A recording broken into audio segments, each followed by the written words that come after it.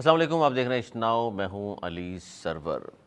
بنگلہ دیش میں پرتشدد مظاہروں کے بعد وزیر اعظم حسینہ واجد فرار، اور جانے سے پہلے انہوں نے استعفیٰ دیا اور بھارت سے فرار ہوئیں اور فرار ہو کر پہنچ گئیں ہندوستان۔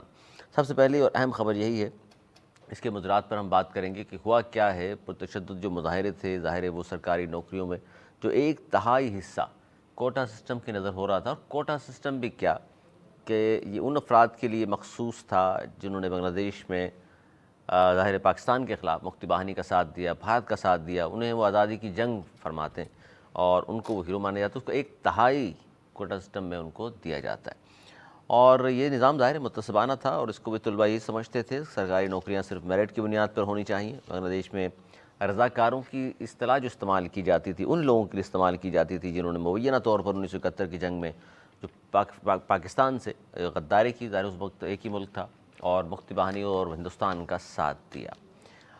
آج بالآخر پرتشدد مظاہرے، 300 افراد کی ہلاکت، اور آج بھی 56 افراد ہلاک ہوئے، لاکھوں افراد سڑکوں پر تھے۔ بالآخر حسینہ واجد کو فرار ہونا پڑا استعفیٰ دے کر، جاتے ہوئے ان کے ساتھ چند اٹیچی کیس کہا گیا کہ ساتھ لے کر کے گئی ہیں، لیکن ملٹری ہیلی کاپٹر میں وہ گئی ہیں اگرتلہ، اور وہاں سے کہا جاتا ہے دہلی کے لیے پہنچ گئی، اور رو کے سابق چیف اجیت ڈیول نے ان کا استقبال کیا۔ اندازہ لگا لیجئے کہ بنگلہ دیش ہندوستان کا یہ جو سمبند بنا ہوا تھا پاکستان کے خلاف، کس طرح استعمال مسلسل ہو رہا ہے، اور آج سے نہیں، جب سے پاکستان بنا تھا لگتا یہی ہے کہ اس وقت بھی یہ ان کے اعلی کار تھے، اور پھر جو کچھ بھی ہوا وہ ایک تاریخی واقعہ ہے۔ میں اپنی تعارف کرا دوں موصوف مہمان کو۔ نویز زبیری صاحب موجود ہیں ہمارے ساتھ، دانشور ہیں، سینئر تجزیہ کار ہیں، بہت شکریہ سر آپ کا۔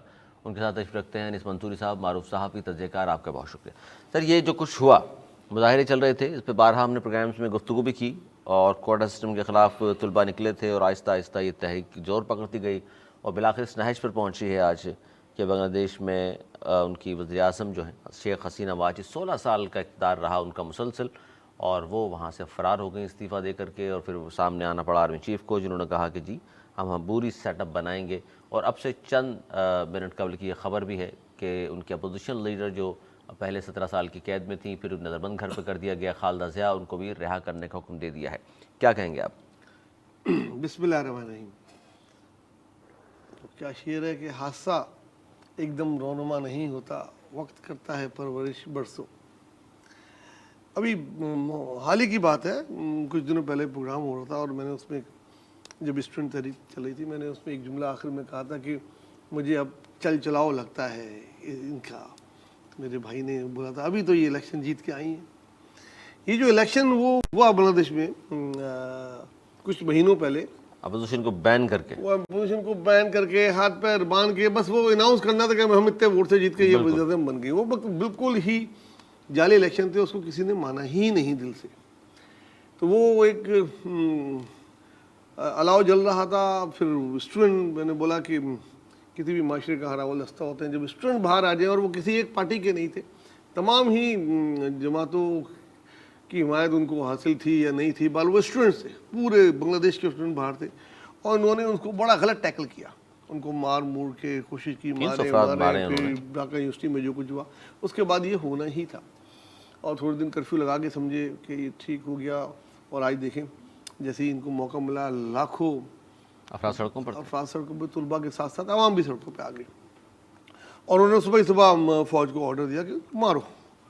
فوج نے ٹرننگ پوائنٹ یہ ہوا کہ فوج نے گولی چلانے سے انکار کر دیا، بولا نہیں، بس ہم اپنے بچوں کو نہیں مار سکتے، ان میں بہت سارے فوجیوں کے بچے، ہمارے اپنے بچے ہم کیسے ماریں۔ اور وہاں سے ٹرننگ پوائنٹ ہوا، وہ ان کے گھر کی طرف بڑھ رہے تھے، خبریں یہ بھی آ رہی تھی کہ ان کے گھر میں ہی ان کو اتنی بڑی تعداد ہے، نہیں روک پائیں گے تو کوئی بعد بہت میں آگ بڑا لگا حادثہ دی ان کے ہوگا۔ گھر کو، بالکل۔ تو فوج نے ہماری اطلاع کے مطابق 45 منٹ دیے کہ جسٹ یہ ٹائم ہے آپ کے پاس نکلنے کا۔ تو انہوں نے جلدی جلدی اپنے سوٹ کیس جمع کیے۔ وہ 40 سوٹ کیس تو نہیں جمع کر پائے ہمارے ایک وزیر اعظم کی طرح، لیکن نواز شریف کی بات کر رہے ہیں 3-4 سوٹ کیس، میں نام نہیں لیتا، 3-4 سوٹ کیس جمع کیے جو بھی گھر میں ہوں گے۔ آپ سوچیں کہ 20 سال سے وہ وزیر اعظم 20 سال رہی، 16 سال 15 سال تو لگاتار رہی، اس وزیر اعظم ہاؤس میں کیا کیا چیزیں نہیں ہوں گی ان کی پسند کی، کیا کیا چیزیں انہوں نے شوق سے جمع کی ہوں گی۔ وہ کیا آپ کو ترس آ رہا ہے اس بات پر؟ کیا ایک اور بڑا شعر تھا، کیا کیا سامان सामान 100 बरस का पल की खबर नहीं। थे, और जब वो गई तो उनके पास वो थे, पता नहीं कितने बैंकों में, लॉकरों में उनका गोल्ड होगा, सामान होगा, लेकिन जब गई तो 45 मिनट या शायद 20 मिनट में उन्होंने रिजाइन दे के वो गई हैं। और आज जिला वतन दर बदर वो है। अच्छा। रात भर से हम सोई थी, और आज जब रात सोएंगी तो वो सोच रही होंगी मैं कहाँ हूँ, मैं क्या हूँ। अच्छा, ये है हिंदुस्तानी क्यों गई? वो हिंदुस्तान की ही एजेंट थी। और आज इनके जाने के साथ साथ एक बात मैं और कह दूं जो तारीख का हिस्सा बन जाएगी, कि आज बांग्लादेश में इंडियन एरा ख़त्म हो गया। आज इंडियन एरा जो बांग्लादेश में बहुत उनकी आज़ादी के बाद था, आज इंडिया का एरा ख़त्म हो गया। ये खाली हसीना आने वाली हुकूमत जो है वो बिल्कुल प्रो इंडियन नहीं होगी। ये यही थी इनके हैरत का इज़हार कर रहे हैं वो। लेकिन आज इंडियन एरा ख़त्म हो गया, ये बात तारीख साबित याद मैंने कह दी है, ये हमेशा बयान में मानते हैं मेरी बात।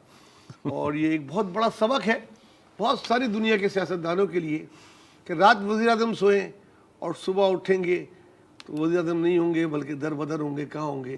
तो सामान 100 बरस का और कल का पता होता नहीं है।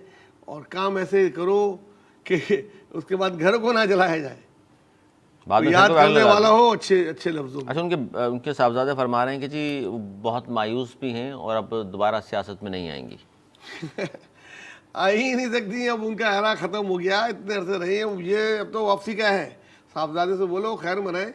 अगला होता ये है, जो भी वज़ीर बनेंगी वो लेटर लिखेंगी कि जहाँ जहाँ इनके अकाउंट ने वो सीज़ किए जाएँ, करप्शन की चीज़ें साबित हो जाएंगी कि ये करप्शन से एक बैंक से। और मैंने बहुत सारे हुक्मरान के इस तरह के अकाउंट सीज़ होते देखे हैं, स्विस बैंक में और दूसरे बैंकों में। और फिर जो वक्त इनका थोड़ा बहुत नाम तो ज़ाहिर आप लेंगे, वो अनीस मंसूरी साहब लेंगे, अब वो ले लेंगे। वो जब इनका अब टाइम जो ख़त्म होगा ना, तो ये बहुत, अब जो टाइम ये गुजारेगी जिंदा रहने का, जितने भी साल, उनकी ज़िंदगी के बहुत अज़ियतनाक साल होंगे। जनाब अनीस मंसूरी साहब। मैं ये घड़ी देख रहा था बार बार, और मैंने पूरा वक्त दिया जी। तो ये जो कुछ नवेद भाई अर्ज़ कर रहे थे, बड़ी मासूमाना सी गुजारिशात की नवेद भाई ने, तो ये तो ठीक है, चले सुन लेते हैं। देखिए, हमें ये देखना चाहिए कि बांग्लादेश में हो क्या रहा है। बांग्लादेश में वक्त बार बार अपने आप को दोहरा रहा है, और उनकी तारीख एक चक्री तारीख लगती है। 1971 में शेख मुजीब आते हैं, 5 साल रहते हैं, उनको फ़ौज हटाती है, और फ़ौज में ज़ियाउर रहमान साहब उनको हटाते हैं, और फिर 5 साल फ़ौज रहती है। फिर एक और सरबराह आते हैं, वो 10 साल रहते हैं। उसके बाद कौन आता है? उसके बाद आते हैं खालिदा जिया 1991, जो कि पहले फ़ौजी डिक्टेटर जो थे और जिन्होंने वहाँ पर कब्ज़ा किया था, उनकी बेटी। फिर आती है हसीना वाजिद, शेख मुजीब की बेटी। फिर आती है खालिदा जिया, उसी ज़ियाउर रहमान की बेटी। ये दो पार्टी सिस्टम जिस ज़माने में हसीना वाजिद का दूसरा दौरे हुकूमत होता है वहाँ पर, उस वक्त यानी 1997 से 2000 तक जो चीफ ऑफ आर्मी स्टाफ होते हैं, उन्हीं के, सुनिए बड़े अहम बात है, उन्हीं के दामाद को 1 महीने पहले चीफ ऑफ आर्मी स्टाफ बनाया। सो दर हकीकत अगर आप इख्तदार और इख्तियार का खेल देखें बांग्लादेश का, अवाम अपने हुकूक के लिए निकलती है, लेकिन उस हुकूक पर हमेशा वहां का अशराफिया कब्जा कर लेता है। वही अशराफिया घूम कर आता है, और वही अशराफिया के वही लोग होते हैं। आप उनकी 1971 से लेकर अब तक की तारीख को उठाकर देख लीजिए, तो आपको वाज़े तौर पर नजर आएगा कि वही चंद ख़ानदान, वही चंद हुकूमतें, वही ख़ानदान अवाम के गुस्से को कुछ और लोग इस्तेमाल करते हैं और फिर काबिज़ हो जाते हैं। मसाइल वहीं के वहीं खड़े रहते हैं जहाँ पर पहले दिन मौजूद थे। तो दर हकीकत ऐसा लगता, और बिल्कुल अब आपने कहा कि जनाब शेख हसीना वाजिद इंडिया क्यों गई, भाई जाहिर सी बात है वो वहीं जाएगी। और उसके बाद आप इंडियन टीवी चैनल्स का प्रोपेगेंडा देखिए, वो एक ही बात कह रहे हैं कि पाकिस्तान का, जमात इस्लामी को पाकिस्तान से कनेक्ट कर रहे हैं। ये जमात इस्लामी तो एक अरसे तक अपने आप को लाताल्लुक कर चुकी पाकिस्तान से। ये जमात इस्लामी तो वो है जिसने पाकिस्तान के मुखालिफों के साथ मिलकर हुकूमतें बनाई, वहाँ हमेशा हुकूमतें बनाई उस जमात इस्लामी ने तो। और ये जमात इस्लामी उस जमात इस्लामी को मानती नहीं है, वो जमात इस्लामी इस जमात इस्लामी को नहीं मानती। ظاہر الگ ہے بالکل دونوں نہیں الگ تو یہ کہہ دینا کہ جناب وہ ان کے ساتھ ہے، اور جو انڈیا کی جماعت جو وہ تو بنگلہ دیش کی پروپیگنڈا جماعت کر رہے ہیں کہ اسلامی جی ہے، دیکھیے اس پاکستان نے تو میں ہمیشہ بھی پاکستان کے مخالفوں کے ساتھ تو اتحاد کیا. انڈین چینلز تو یہ بات بھی کر رہے ہیں نا کہ جی پاکستان میں بھی جماعت اسلامی سڑکوں پر ہے. ارے چھوڑیے یہ جماعت اسلامی تو جب سڑکوں سے واپس آئی، آپ مولانا مودودی صاحب نکلے، کہنا نہیں چاہیے قادیانیوں کے خلاف ایک بہت بڑا پروٹیسٹ اور یہ سب کچھ ہوا، صحیح ہے، لے کر آ گئے ایوب خان کو. نہیں فاطمہ جینا کا ساتھ دیا تو انہوں نے 12 لیے بعد میں نا جی بعد کی کہانی ہے نا، وہ تو بعد میں نا، وہ تو ہمیشہ انہوں نے یہی کیا. پہلے لائے 1977 میں ذوالفقار علی بھٹو کو ہٹانے میں سب سے آگے ضیاء آ گئے. 2000 صحیح ہے. اگر آپ کو قاضی حسین احمد صاحب کا وقت یاد ہو تو جب آپ کے نواز شریف صاحب اپنے آپ کو امیر المومنین قرار دلواتے تھے، اس وقت سب سے زیادہ دھرنے کون دے رہا تھا؟ پیپلز پارٹی تو تھی نہیں. قاضی صاحب آیا کون؟ مشرف. تاریخ اٹھا کے دیکھیے نا، اس نے تو ہمیشہ متفق ہیں جماعت کے اس کردار پر.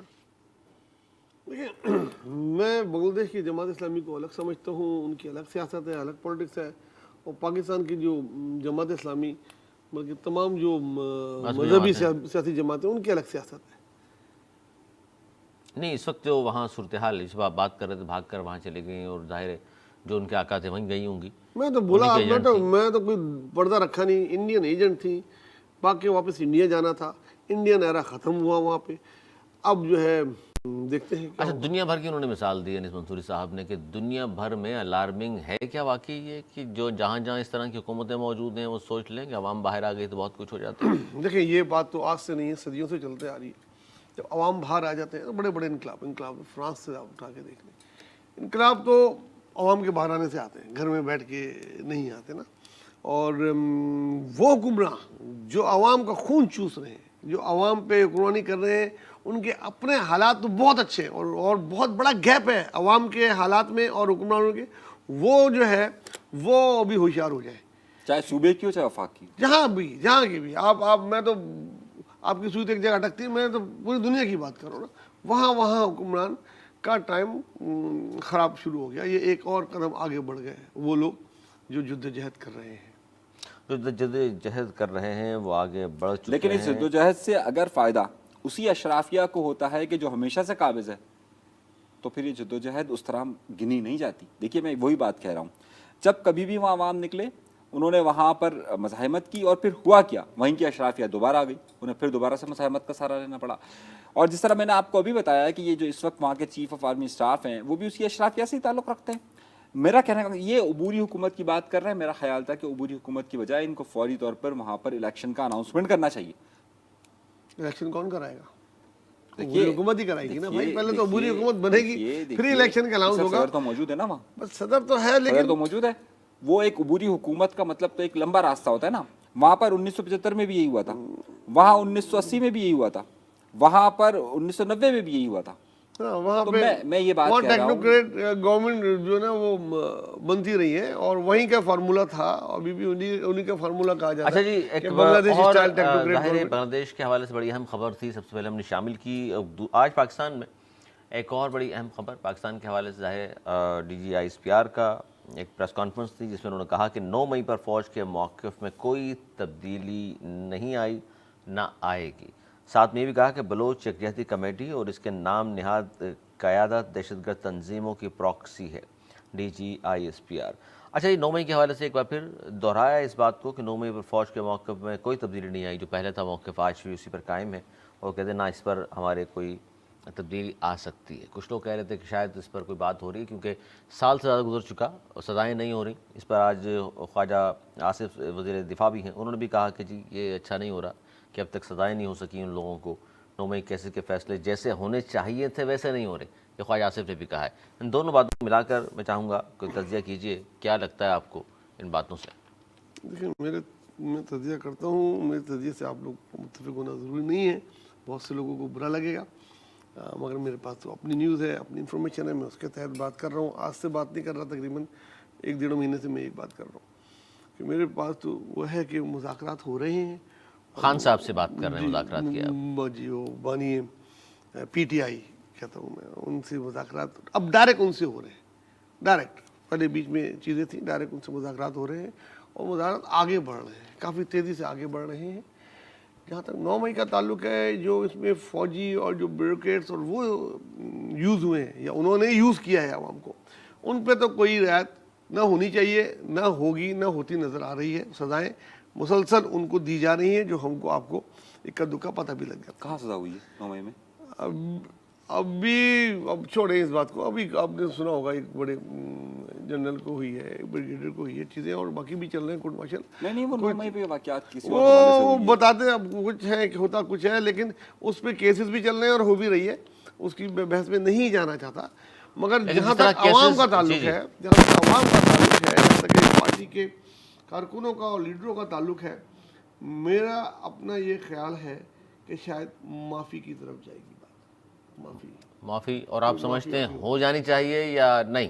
میری اپنی ذاتی رائے پوچھ رہے ہیں. جی دیکھیں، معافی کا دروازہ اللہ تعالیٰ نے جب کھولا ہے تو انسان ہے، ہم کو بھی معاف کرنا چاہیے، آگے بڑھنا چاہیے.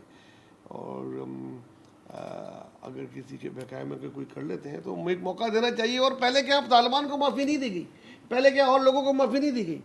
اور دنیا کی تاریخ اٹھا کے دیکھیں کہ جرمنی اس طرح ہی ایک ہو گیا. کیا ساؤتھ افریقہ میں ٹروتھ کمیشن نہیں بنا؟ معافی دے کے ہی قومیں آگے بڑھتی ہیں، اور نہیں دینا تو نہیں دے، وہ ان لوگوں کا کام ہے. لیکن جو اس میں انوالو تھے سرکاری طور پہ، ان کی معافی کا میں بالکل سیاسی فیور میں نہیں قیدیوں کی بات کر رہے ہیں. سیاسی قیدیوں جو، کیونکہ اس میں ایک بڑے حصے کو دے دی گئی نا ایک پرچہ پڑھنے پہ، تو پھر باقی کیوں؟ میرا تو یہ ہے، یہ میری ذاتی رائے، آپ لوگوں کا اتفاق کرنا ضروری نہیں. ہو سکتا ہے بہت سے لوگ اس پہ مجھے طنز کریں، کوئی فتوی وتے بھی جاری کر دیں مجھ پہ، لیکن یہ میری ذاتی رائے تھی بھائی کہ معافی کے دروازے آگے بڑھنے کے لیے کرنا پڑتا ہے. ملک کو آگے بڑھانے کے لیے، ملک کے وسیع تر مفاد میں آپ کہہ رہے ہیں ایک بار کم از کم آپ یہ کہہ رہے ہیں. بالکل دینی چاہیے، اللہ معاف انیس کرنا منصوری صاحب. بھی کرنا چاہیے. دیکھیے تحریک انصاف کا جو رویہ ہے اس وقت، جو آپ کو نظر آ رہا ہے اس وقت، بہت سارے لوگوں کو میں نے دیکھا ویلاگس کر رہے ہیں، ٹویٹ کر رہے ہیں، جناب مذاکرات کے لیے 3 بار لوگ گئے تھے اور 3 بار ایسا ہوا. وہ شخص جھوٹ بول رہا ہے.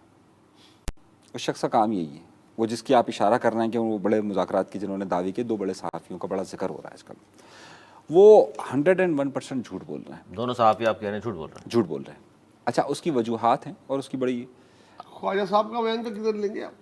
نہیں وزیر داخلہ کے بیان کو کدھر لیں میں گے؟ وہ جو میں جس طرح اشارہ کر رہا ہوں نا کہ جنہوں نے، ہم سمجھ رہے ہیں، میں نام نہیں لینا چاہتے، دوسرے صحافیوں کا نام لینا بھی نہیں چاہیے. وہ نام نہیں لینا چاہیے. وہ جھوٹ اس لیے بول رہے ہیں اگر وہ کیونکہ بول رہے ہیں دیکھیں، تو خواجہ صاحب کیوں جھوٹ بول رہے ہیں؟ وزیر داخلہ کو کیا دیکھیے آپ ان کہ صاحب، بھائی یہ کیا ہو رہا ہے، یہ ہو رہا ہے، وہ ہو رہا ہے. دیکھیے ان صاحب کی ایک عادت ہے، ان صاحب کی ایک عادت ہے، وہ لوگ ہمیشہ وقت گزرنے کے بعد کہتے ہیں یار میں فلاں جگہ تھا، فلاں نے مجھے یہ بتایا تھا، تو اس وقت بتا دیتے. اگر ان میں آج زبیر صاحب بھی کہہ رہے ہیں، میرے پاس بھی خبر ہے، یہ دیکھیے سر آپ کے پاس بھی ہے خبر. میں آپ کو ایک بات بتاتا کہیں نہ ہوں. کہیں مذاکرات دیکھیے مذاکرات کا سلسلہ قطعی طور پہ نہیں ہو رہا. کیونکہ انہوں نے کہا اچھا ورنہ یہ بتا دیجیے کہ سنڈے کو جیل کیوں کھولتے ہیں. دیکھیے سنڈے کو جو جیل کھولنے کی بات ہوئی تھی، وہ ہوئی تھی ایک وزیر اعلیٰ خیبر پختونخوا کے حوالے سے. انہوں نے کہا وزیر اعلیٰ خیبر پختونخوا نہیں تھے، اور لوگ تھے. اچھا چلیے بھائی مان لیتے ہیں، لیکن میرا اپنا ذاتی خیال ہے کہ ایسا نہیں ہے. اچھا دوسری بات، جہاں تک اطلاعات ہیں کہ جناب یہ مذاکرات ہو رہے ہیں اور یہ مذاکرات بالکل حتمی شکل پر آ جائیں گے اور وہ آ جائیں گے، ایسا ہو جائے گا، ایسا فی الحال قطعی طور پر نظر نہیں آ رہا. 0% چانسز ہے اس کے. آج D G I S P R کی جس پریس کانفرنس کا آپ نے ذکر کیا، وہ بھی واضح طور پر یہ اشارہ دے رہا ہے کہ یہ ایسا ممکن نہیں ہے اور فی الحال ایسا نہیں ہو رہا ہے. اچھا اب آ جائیے اگلے نقطے پر کہ جناب کیا کوئی ایسی بات ہو رہی ہے کہ مذاکرات ہو جائیں گے، وہ باہر آ جائیں گے. اس وقت تحریک انصاف کے جو بانی ہیں، آپ ان کے اسٹیٹمنٹ اٹھا کے دیکھ لیجیے، وہ بھی کوئی ایسا اشارہ نہیں مل رہا کہ جناب وہ مذاکرات کے لیے ہو گئے ہیں یا بات ہو رہی ہے. ورنہ ان کے پاس خبر اتنی زیادہ دیر رکتی نہیں ہے. اگر ان کے ساتھ کوئی معاملہ ہو رہا ہو تو فوری طور پر کچھ نہ کچھ اس طرح کا بیان ضرور جاری کر دیتے کہ ایسا ایسا ہوا ہے. میرا نہیں خیال کہ اس طرح کی کوئی گفتگو ہو رہی ہے. اور جہاں تک یہ بات کلیئر ہے کہ جناب 9 مئی کے حوالے سے اس وقت پاکستان کی فوج کا جو موقف پہلے دن تھا وہی آج کا ہے. وہی آج بھی. اچھا اس پہ نوید صاحب بریک پہ جانا ہے، اس پہ کمنٹ کر دیجیے کہ بلوچ یکجہتی کمیٹی اور اس کے نام نہاد قیادت دہشت گرد تنظیموں کی پراکسی ہے D G I S P are.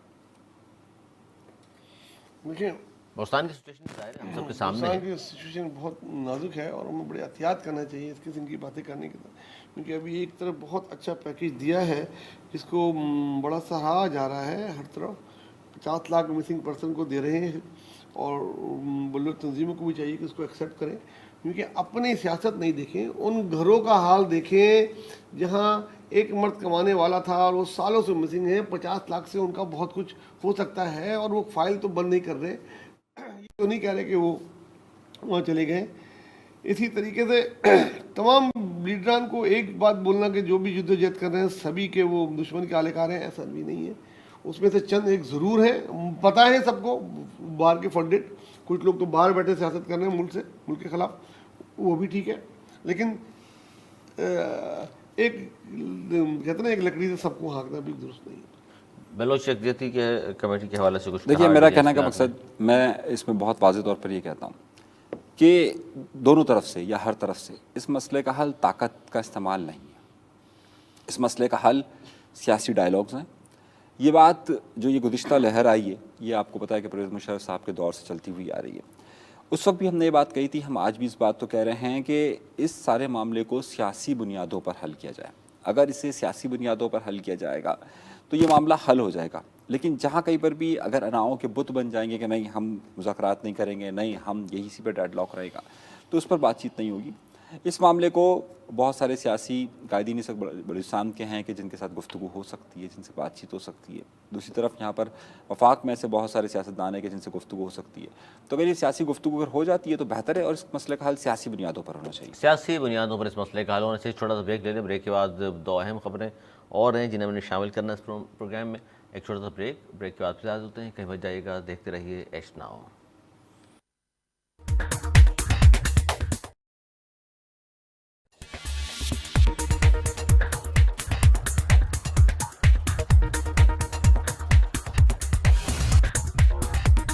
Programme में एक बार फिर खुशामदीद। हम बात करेंगे जी फेक वीडियोज़ और फेक न्यूज़। इसके हवाले से ज़ाहिर है हर शख्स ही परेशान नज़र आता है, ख़ास तौर पर हुकूमत में शामिल लोग भी अब परेशान नज़र आने शुरू हुए हैं।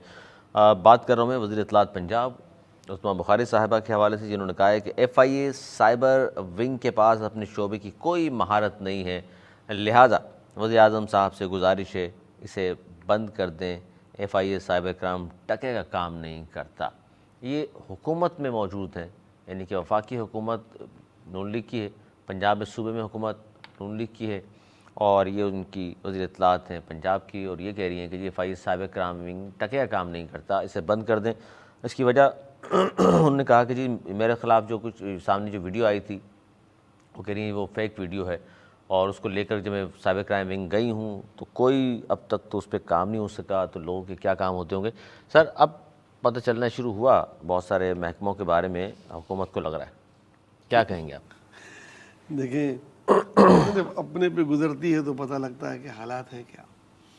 तो ऐसे पता नहीं कितनी बच्चियों की कितनी ऐसी जिंदगियां खराब हो जाती है, फेक वीडियो बना के आप डालते हैं, कहाँ तहकीकात होती हैं उसकी। खानदान बेचारे मुँह छुपाते फिरते हैं, अपनी वो करते रहते हैं, और लोग साइबर क्राइम में जाते हैं, उनको कोई इंसाफ नहीं मिलता, बल्कि उधर की भी उल्टी सीधी शिकायतें होती रही हैं। यहाँ पे बड़े वाक़ात हुए हैं, सस्पेंड हुए हैं कई लोग। और खान के दौर में वो साइबर क्राइम के हवाले से याद होगा आपको, खातून साहब प्राइम मिनिस्टर हाउस का आया था सारा। बहरहाल मैं इनसे पार्शली एग्री करता हूँ कि उनके पास जो है ना प्रोफेशनल्स नहीं है। ये FIA का काम नहीं है, ये प्रोफेशनल जो IT के माहिर हो उनको ये अपॉइंट करें, सियासी भर्तियाँ नहीं करें, ना ही किसी पुलिस से या FIA से उनको लाएं। एक आध आदमी जो तफ्तीशी का माहिर हो उसको ज़रूर रखें, लेकिन ये काम है IT स्पेशलिस्ट का कि वो निकालें कि ये कहाँ से जनरेट हुई थी, कहाँ से फॉरवर्ड हुई, उसका लिंक पहुँचने के लिए। इसके लिए जो चीज़ें उनको चाहिए, जिस किस्म की कंप्यूटर और जो आलात चाहिए उनको देने चाहिए, फैसिलिटेट करना चाहिए, इस पर इन्वेस्ट करना चाहिए। दुनिया भर में इसमें बहुत हैवी इन्वेस्टमेंट होती है, तो ही ये काबू पाते हैं। और एक दो दफ़ा सज़ाएँ कड़ी हो जाएँ तो लोगों को पता लग जाएगा कि भाई मैंने कुछ किया तो भाई मैं तो पकड़ा जाऊँगा। अभी तो लोगों को पता है करो पकड़े नहीं जाते। तो ये वो है, एक तो फ्रस्ट्रेटेड हो गई हैं बहुत इस किस्म का बयान। इस चीज़ से इदारे नहीं बंद किए जाते, इदारों को बेहतरी की बात की जानी चाहिए थी इनको कि इसमें प्रोफेशनल लोग भर्ती अच्छा सर, बहुत सारे इदारे ही बंद कर दें, क्या फायदा। बहुत सारे इदारे, जिस तरह नैब के बारे में भी जमातें कहती रही हैं कि बंद कर दें, कोई काम का नहीं है। आज साइबर क्राइम विंग के बारे में हुकूमत की जानिब से कहा जा रहा है 2 टके का काम नहीं, बंद कर दें, लेकिन बंद कर किया नहीं जाता। या तो ये इनकी ज़ाहिर हुकूमत में है, उसके बावजूद ये तो नहीं कह सकते हम सुनवाई नहीं हो रही, तो वजह क्या है फिर इन पर अमल दरामद नहीं होता? देखिए, नैब का तो ये है कि इस वक्त दोनों बड़ी जमातें जो गवर्नमेंट में हैं वो मुत्तफिक हैं, वो आने से पहले मुत्तफिक थी आने के नैब को जो है बंद किया जाए। दोनों नैब के भुगते हुए हैं, दोनों की लीडरान पे नैब के दर्जनों केसेस हैं, انہوں نے کہا تھا اس کو جو ہے نا وہ سیاسی طور پہ استعمال کیا جاتا آپ کیوں خاموش ہیں سر؟ اور مشرف نے اسی لیے بنائی تھی. یہ بہت ساری باتیں آتی ہیں جب انہیں مقدمات ہوتے ہیں, جب وہ اقتدار سے باہر آئیں گے پھر یہ باتیں کریں گے. اب یہ وقت ہے, اتنی ساری قانون سازیاں کر رہے ہیں, آئین میں ترمیمیں کر رہے ہیں, بھائی یہ نیب بھی بند کر دیں, یہ نیب کو جو ہے کیا مجبوری ہے ان کی لگام بند نہیں دیں. کر رہے؟ اب یہ مجبوری ہے تو پھر ان کے ہاتھ میں ہی نہیں ہے, تو یہ تسلیم کرے گا اس کے ہاتھ میں سر؟ ہمارے ہاتھ. لیکن میں اس بات کو نہیں مانتا. اچھا آپ نہیں مانتے؟ دیکھیں یہ کہتے ہیں نا کہ بھائی وہ اوپر سے سگنل نہیں ہے, جو ترمیم کرتے ہیں اس میں ہوتے ہیں سگنل, جو اپنے مفاد میں ترمیم کرتے ہیں اس میں سگنل ہوتے ہیں. بیٹھ کے اپنی تنخواہیں بڑھا لیتے ہیں سب کچھ اس وقت بجٹ میں, جب غریبوں پھر اوپر سے سگنل ہوتے ہیں. غریبوں کی جو ہے نا وہ گلا دبا رہے ہوتے ہیں, اس وقت اپنی تنخواہیں بڑھا لیتے ہیں, اس وقت اوپر سے سگنل نہیں پوچھتے. اس چیز کے لیے کرتے ہیں, تو یہ خود ہی بھگتیں گے جب ہٹیں گے گورنمنٹ سے. گورنمنٹ ہمیشہ تو نہیں رہتی نا, جب جائیں گے تو پھر ان پہ نیب کے اقتدار کیس بنیں ہے گے, تو جانا بھی ہے, پھر رہے ان نام کو پتہ اللہ کا. لگے گا کہ نیب کیوں نہیں ختم کی. تو یہ وقت ہے جناب بھائی, کر دو عظمیٰ ختم. بخاری صاحبہ کا کیس اور ان کی گفتگو اور ان کا بیان میں نے پڑھ کر آپ کو سنایا, جس طرح یہ کہہ رہے ہیں کہ اس طرح کے کہا جاتا ہے نیب بھی بند کر دیں, اور آج یہ کہہ رہی ہیں کہ جی صاحب کرائم ونگ بند کر دیں, کسی کام کا نہیں ہے. آپ کیا کہتے ہیں, یہ حکومت میں آنے کے بعد بھی اگر یہ بات آج وہ کر رہی ہیں, جس طرح نیب کے بارے میں تو حکومت میں جس طرح زبیر صاحب فرما رہے آنے سے پہلے تو کہتے ہیں, بعد میں کہتے ہیں اوپر کا اشارہ نہیں, اوپر کا مطلب یہ ہے غالباً اللہ میاں یا شاید کوئی اور ہو جو بتانا نہیں پسند کر رہے. آپ کو تو علم ہوگا سر. مجھے بالکل میں دو سوال آپ سے پوچھوں گا, آپ سر مجھے اس کا میں جواب میزبان دے اس دیجیے. پروگرام آپ کا دو سوالات کے جوابات دے دیجیے, آپ کو جواب مل جائے گا. میں میزبان اچھا مجھے بتائیے تجزیہ کے طور پہ جب میں بیٹھوں گا تب بات ہوگی. اچھا مجھے بتائیے عظمیٰ بخاری صاحبہ مریم نواز صاحبہ کی مرضی کے بغیر وفاق کے کسی ادارے پر بات کر سکتی ہیں؟ سر یہ کیمرہ ہے آپ کا؟ نہیں, میں آپ سے صرف تجزیہ, سر آپ تجزیہ کار کے طور پر آپ سے نہیں بھائی پوری کہہ سکتی ہیں؟ نہیں کر سکتی. نہیں کر سکتے. ایف آئی اے کس کے انڈر میں آ رہا ہے؟ جی سر, وفاق کے ظاہر ہے, شہباز شریف کے. محسن نقوی کی. وفاق یہ نہیں, بڑا فرق ہے, بہت بڑا فرق ہے, وزیر اعظم وزیر داخلہ بہت بڑا فرق وزیر اعظم کے انڈر میں نہیں ہے ہے سر, بہت بڑا فرق ہے سر. کس کے انڈر میں آ رہی ہے وزیر اعظم؟ نہیں اب آپ بتائیے, اب آپ سمجھ گئے داخلہ کے اندر تو ہے, لیکن وزیر اعظم براہ راست اس میں وہ ہیں, انوالو ہوتے ہیں. اچھا وہ آپ کو معلوم ہے محسن نقوی کے معاملات میں کون کتنا بول سکتا ہے. اب مجھے بتائیے کہ محسن نقوی صاحب ہیں اور ان کی شکایت کر رہی ہیں عظمیٰ بخاری صاحبہ, تو در حقیقت کون کس کے خلاف شکایت کر رہا ہے آپ سمجھ جائیے. یہی تو طریقہ کار ہوتے ہیں نا, یہی تو تعلقات کو عیاں کرتے ہیں کہ جناب بولنا کہاں ہے, کیسے بولنا ہے, کس کو ٹف ٹائم دینا ہے. خود واقعہ پیش آ گیا نا ایک ظاہر سی بات. اب آپ خود سمجھ جائے, اب ہم نے خبر آپ کو دے دی ہے تو آپ کہیں اور اشارہ کریں. تو اب آپ یہ بتائیے کہ اب کیا اس طرح کے جب حکومت کی طرف سے باتیں آ جائیں کہ اس طرح کے محکموں کو بند کر دیا جائے, آپ نے سمجھتے ہیں کہ نہیں یہ بھی زیادتی ہے؟ سارے لوگ تو ایک جیسے نہیں ہو سکتے, اچھے لوگ بھی کام کرنے والے. میرے بھائی جب یہ حکومت تشکیل پائی ہے اس کے فوراً بعد آپ کو معلوم ہوگا ایک اور ادارہ بنایا گیا ہے کہ جو کہ ایف آئی اے سے ہٹ کر سائبر کرائم کے حوالے سے کرے گا سارا کام. اس ادارے کے لیے باقاعدہ وہاں جگہ بھی لے لی گئی ہے, آفس بھی تشکیل پایا گیا ہے, لیکن اس سے کام ابھی تک شروع نہیں کیا. 3 مہینے ہو گئے. موجودہ حکومت نے آتے ہی پہلا کام یہ کیا تھا, یاد ہوگا آپ کو, جی جی بالکل, کہ انہوں نے بالکل وہ ایک ونگ بنایا تھا, وہ ابھی تک وہیں پر الگ سے ایک ونگ بنانے جا رہے ہیں اس حوالے سے. اچھا یہ تمام باتیں تو اپنی جگہ موجود ہیں سیاسی حوالے سے, لیکن میں چاہتا ہوں تھوڑا سا معیشت کے حوالے سے گفتگو بھی کی جائے, کیونکہ عالمی بینک جو ہے اس نے 5 سال میں پاکستان کو $8 ارب سے زائد قرض دینے کا کہا ہے. 5 سال میں $8 ارب سے زیادہ کا. اب یہ عالمی بینک بھی پاکستان کو قرض دے رہا ہے, آئی ایم ایف بھی پاکستان کو قرض دے رہا ہے, ایشیائی ترقیاتی بینک بھی پاکستان کو قرض دے رہا ہے, یو ایس ایڈ بھی ہمارے یہاں آتی ہے. سر یہ اربوں ڈالر آتے ہیں تو ملک کو تو اب تک جنت بن جانا چاہیے تھا. $8 ارب سے کوئی ملک جنت نہیں بنتا. باقی بھی گنوایا میں نے سر آپ کو. یہ آپ کیا چاہ رہے ہیں؟ $1 ارب کے لیے نہیں رک جائے. ہمارے معاشیات یہ ہیں, ان سے پوچھ. آئی ایم ایف کے $1 ارب کے لیے آپ نے $1 ارب کے لیے اتنی شرطیں مان لی کہ عوام کا جینا دوبر کر دیا. یہی ہے نا, آپ یہ کہہ رہے ہیں اس سے جنت نہیں بن سکتا, مطلب آپ یہ کہہ رہے ہیں کہ قرضہ اس سے زیادہ لے جائے جنت بنانے کے لیے.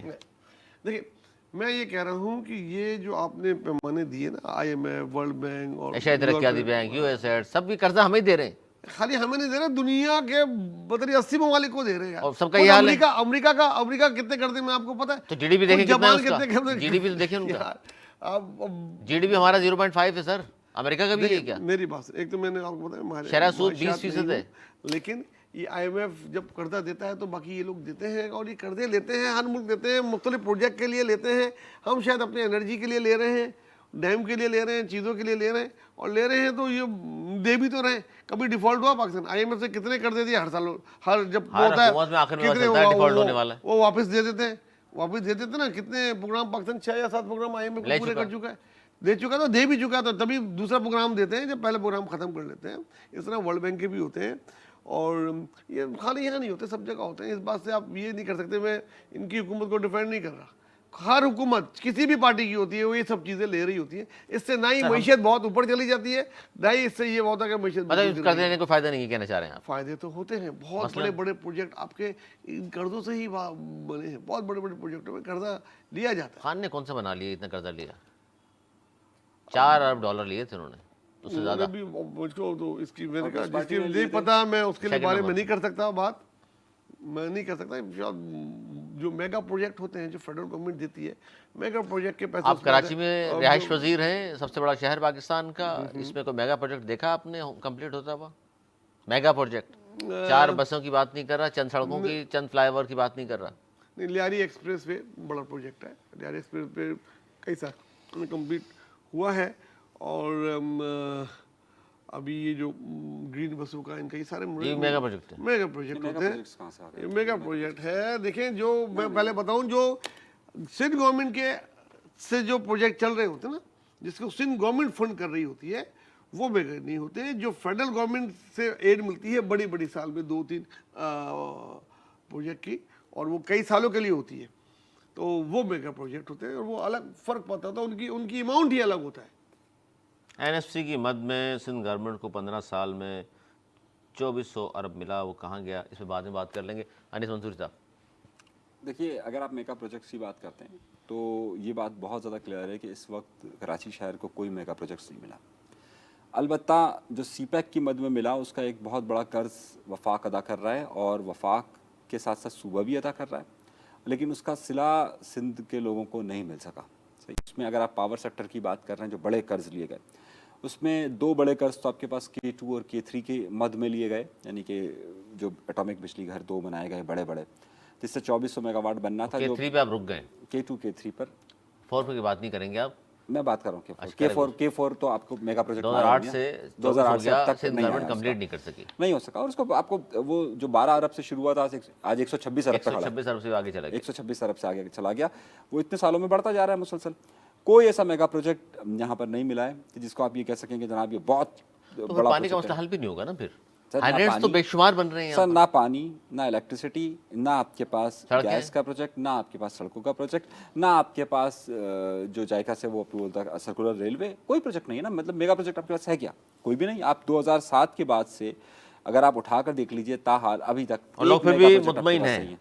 हाँ, और 2007 का भी जो जिसे लियारी एक्सप्रेस बड़ा प्रोजेक्ट कहा जा रहा है, वो भी इतना बड़ा प्रोजेक्ट नहीं है कि जिसको बहुत बड़ा प्रोजेक्ट हम कह सकें कि जनाब वो 16 किलोमीटर का एक प्रोजेक्ट है, और वो भी शहर के अंदर का ही एक प्रोजेक्ट है, जिससे बहुत बड़ा प्रोजेक्ट हम नहीं कह सकते। ये तो बदकिस्मती है, हमें मिलते नहीं है ना। पंजाब में जाते हैं, लाहौर में बड़े बड़े मिले हैं, पेशावर में मिले हैं, यहाँ पे ले दे के एक मिला है, जो दूसरा है वो अभी तक कंप्लीट नहीं हो रहा। K4 जिस पे आप लोग तंज करते हैं, एक बजट में पैसे लिख के दिए जाते हैं, दूसरे बजट में नहीं दिए जाते, फिर तीसरे में दिए जाते हैं, फिर चौथे में नहीं दिए जाते, तो इस तरह कैसे कंप्लीट होगा? उसकी कॉस्ट बढ़ती रहेगी। नहीं, ऐसा नहीं। पीपल्स पार्टी वफाक में नहीं बैठी साथ में? सैलाब जदगान के लिए चाहिए था तो मांग लिया, हुकूमत छोड़ देंगे हम, K4 के लिए मांग ले? K4 के लिए मांगे हैं, क्यों नहीं दिए? क्यों नहीं मांगे? नहीं मांगे, उस तरीके से नहीं मांगे उन्होंने। अच्छा भाई, किस तरीके से मांगे? देखिए, वो जिस तरीके से उन्होंने वो मांगे कि हाँ जनाब वो दे दें, वरना हम जो है वो छोड़ देंगे, हम हुकूमत को नहीं छोड़ेंगे, ये धमकी तो दी ना उन्होंने, और 60 अरब रुपए वहां से निकलवाए।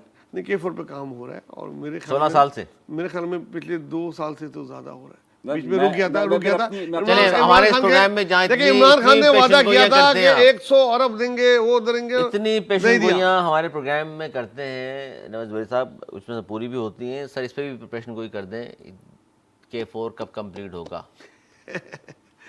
यार, ये आपने बड़ी अच्छी बात की। अंदाजा करने वाला डिपेंड, जब अल्लाह चाहेगा। देखिए, अगर वो सोसाइटी नहीं जिस पार्टी का उस बयान किया, जो मेरा सवाल है ना वो मुझसे करा करे, ये बीच में बोलते हैं। अभी कल मैंने एक एग्जांपल दी थी, दोबारा देना शुरू कर दूंगा, तो फिर आप अगला सवाल जो आपसे होगा ना वो मुझसे होगा। आइए दुआ मांगते हैं। अगला सवाल जो होगा मुझसे होगा। देखिए, अगर मुसलसल फंड मिलेंगे तो अगले 3-4 साल में हो जाएगा, नहीं मिलेंगे तो अगले 10 साल में भी नहीं होगा, सीधी बात है। अच्छा, अब मैं खतरनाक बात इन्होंने कर दी है। मैं 3-4 साल में भी नहीं होगा, अगर फंड मिल गए तो हो जाएगा, वरना 10 साल भी नहीं होता। मतलब कराची वालों की ज़रूरत है जो पानी की, वो कितनी बढ़ चुकी है। हाइड्रेंट्स यहाँ कायम है, आप जानते ही हैं किसकी सरपरस्ती में है। आप तो जानते हैं, खबर भी है आपके पास, जरा बता दीजिए वो किसकी सरपरस्ती है। देखिए, सबसे पहली बात तो ये कि वो जो कि K4 मंसूबा 12 MGD से शुरू हुआ, सही 26 पर पहुंचा, वो 52 तक जाना था और 52 की कीमत रखी गई 126 अरब। जो शुरू में था वो 12 अरब से शुरू हुआ। रुकावट क्या है? मेरी बात तो सुन लीजिए ना, आपको नहीं, मैं वही आपको बताना चाह रहा हूँ, मेरी बात तो सुन लीजिए मेरे भाई। ये 12 अरब से शुरू होने वाले प्रोजेक्ट पे 80 अरब लग चुके हैं। आपको मैं अभी चलिए ऐसे ही है, मैंने पढ़ा हुआ, 80 अरब लग चुके हैं, बिल्कुल। और क्या हुआ? सही है, और वहीं खड़े हुए नक्शे तब्दील होते रहे। यहाँ से खुदाई हुई थी, बनाई, उस कंपनी ने बनाई, सिंध हुकूमत ने इसको फिजिबिलिटी रिपोर्ट दी, उस पर ऑब्जेक्शन आ गया, 80 अरब खर्च हो चुका। ऐसा तो नहीं है पानी किसी और सोसाइटी को भी दिया गया, इस चक्कर में भी रुका है?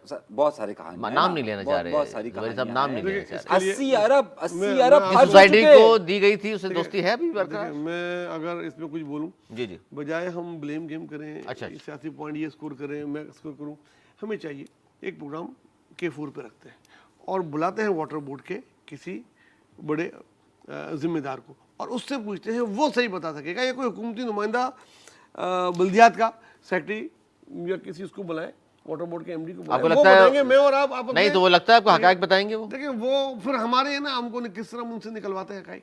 अच्छा जी, जाते उनसे पूछते जाते आखिरी खबर, मेरे दोनों मौजूद मेहमानों की पसंदीदा अदाकारा, फिर एक बार मतीरा की खबर।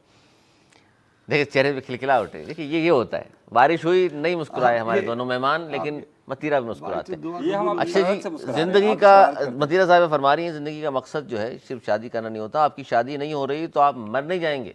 ये उन नौजवानों को मशवरा दे रही हैं जो कहते हैं जी शादी जरूर होनी चाहिए। सर ये बात दुरुस्त है, शादी ना हो तो कोई ऐसी बात थोड़ी है कि मर जाए आदमी? ये बात दुरुस्त है कि नहीं, मुझे ये बात पता है, ये दुरुस्त है कि आप बहाने से मतीरा को लेके आते हैं।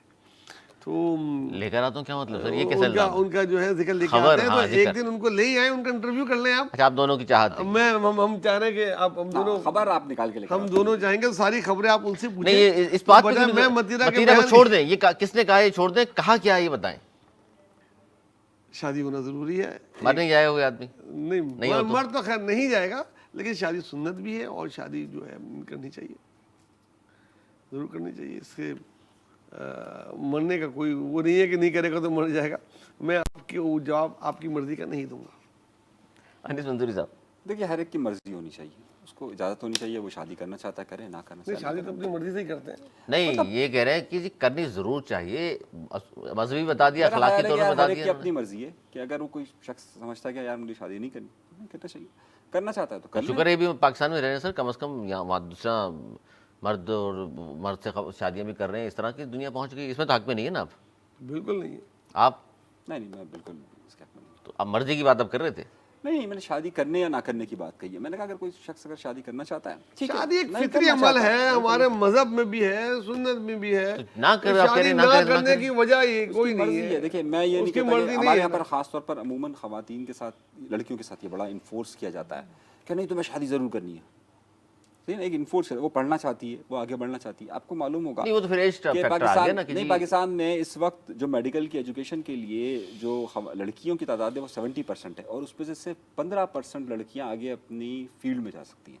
सीट भी ज़ाया होती हैं, वो फिर उसकी वजह, उसके रीजन क्या है? हमारा माशरा है ना, नहीं तुम्हें शादी करनी है, नहीं तुम्हें शादी करनी है, नहीं तुम्हें शादी करनी है। उसके नतीजे में ये होता है कि वो आगे अपने शादी को कंटिन्यू नहीं करती। ये जो आप बात कर रहे थे, आप ज़ाहिर मतीरा के नाम पे ज़ाहिर है मेरा कहने का मकसद है उसकी मर्जी, अगर करना चाहे, मैं मर्द और औरत में तशखीस नहीं कर रहा, दोनों की मर्जी, अगर करना चाहे करें, ना करना चाहे ना करें। मेरा नहीं ख्याल में मतीरा की किसी भी बात से मुत्तफिक हो सकता हूँ, उसकी बातें तो निराली होती हैं, लेकिन मैंने अपना पॉइंट ऑफ व्यू दे दिया है। शादी करनी चाहिए, सुन्नत भी है और एक इंसानी फितरत है यार। आप शादी नहीं करेंगे, अगर एक बंदा शादी नहीं करेगा क्या करेगा? जाहिर है आपने तो करीब से देखा है यूरोप में जिंदगी तो शादी करनी चाहिए, सुन्नत भी है, मजहब का भी है और एक समाजी आपकी जिम्मेदारी आती है। आप क्यों भाग रहे हैं इससे यार? जिम्मेदारी है ना, बहुत सारे लोग जिम्मेदारी से भागते हैं। हाँ, बस भागने वाले को पकड़ना चाहिए, शादी करनी चाहिए। जिम्मेदारी है, करनी चाहिए, ज़्यादा करना चाहिए। देखिए मैं फिर अपनी बात पर कायम हूँ, चाहे मर्द हो या औरत, उसका एक उसको हक हासिल है कि वो शादी करना तो चाहता है, करीब करे, तरीन वो नहीं मदिरा करना चाहता की नहीं बात के जो है जाहिर है हमारे मौजूद मेहमान एक तो हैं, दूसरे भी मैं तो बिल्कुल नहीं, भाई हैं आप हैं। आप दोनों मौजूद मेहमानों का बहुत शुक्रिया। नाज़रीन, ये था हमारा आज का प्रोग्राम, उनका पसंद आया होगा। अगले प्रोग्राम तक के लिए मुझे और मेरे मौजूद मेहमानों को दी इजाज़त। मौलाना के बाद।